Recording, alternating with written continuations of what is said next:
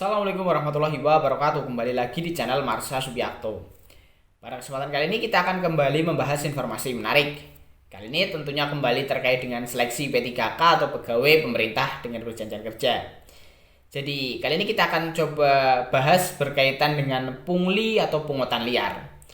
Jadi kemarin kembali ada berita menarik berkaitan dengan seleksi P3K tenaga kesehatan untuk formasi tahun 2022. Jadi ada salah satu dinas kesehatan di salah satu daerah yang melakukan pungli. Dan tentunya isu ini langsung dibantah oleh salah satu pihak dari dinas kesehatan tersebut. Dan semoga memang benar adanya ya, bahwa dinas kesehatan tersebut tidak melakukan pungli untuk seleksi P3K nakes formasi tahun 2022. Dan semoga ke depan untuk seleksi P3K maupun CPNS ke depan semakin baik ya, semakin bersih, tidak ada pungli, tidak ada sogok-sogokan, tidak memakai orang dalam, dan tidak ada kecurangan. Dan hal tersebut saya yakini terbukti ya dari pemerintah pusat yang semakin membuat sistemnya lebih baik ya, dari mulai membuat CAT, computer assist test. Kemudian ada teknologi face recognition yang membuat para peserta harus berangkat sendiri atau mengerjakan tes sendiri, tidak bisa diwakili oleh orang lain. Dan itu merupakan cara-cara dari pemerintah pusat untuk memperbaiki seleksi yang pada akhirnya memang teman-teman atau para peserta yang kompeten yang berhak untuk diterima sebagai ASN. Dan kali ini kita akan coba lihat berkaitan dengan berita pungli tadi. Untuk itu bagi yang penasaran, simak terus.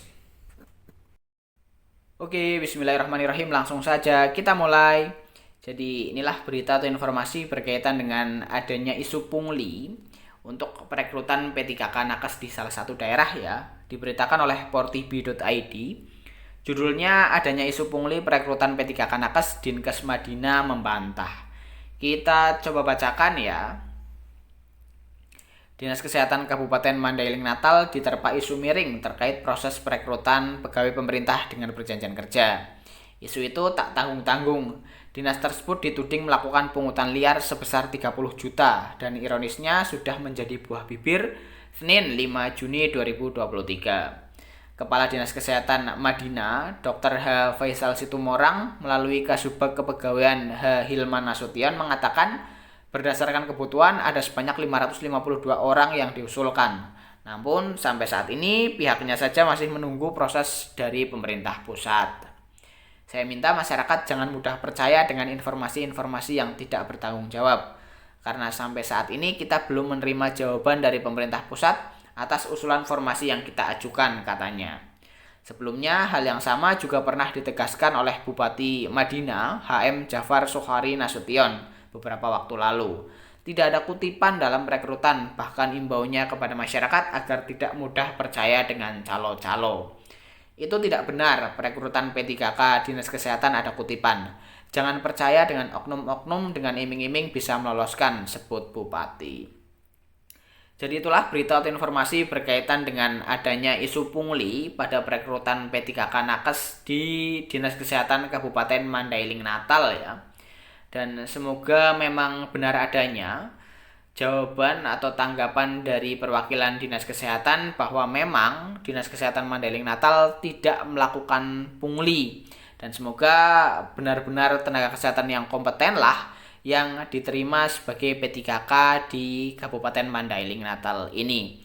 Dan semoga untuk seluruh Indonesia ya, untuk perekrutan ASN bisa semakin baik, artinya bersih dari pungli, bersih dari sokok-sokokan, bersih dari orang dalam, dan memang para tenaga kesehatan maupun profesi lainlah yang benar-benar kompeten yang diterima sebagai ASN. Dan saya yakin pemerintah pusat juga berkomitmen untuk semakin memperbaiki proses perekrutannya ya, dengan adanya CAT, Computer Assisted Test, kemudian dengan adanya teknologi face recognition.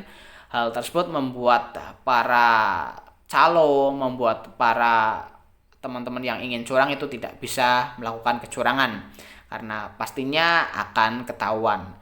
Dan semoga ke depan proses perekrutan ASN bisa semakin baik lagi.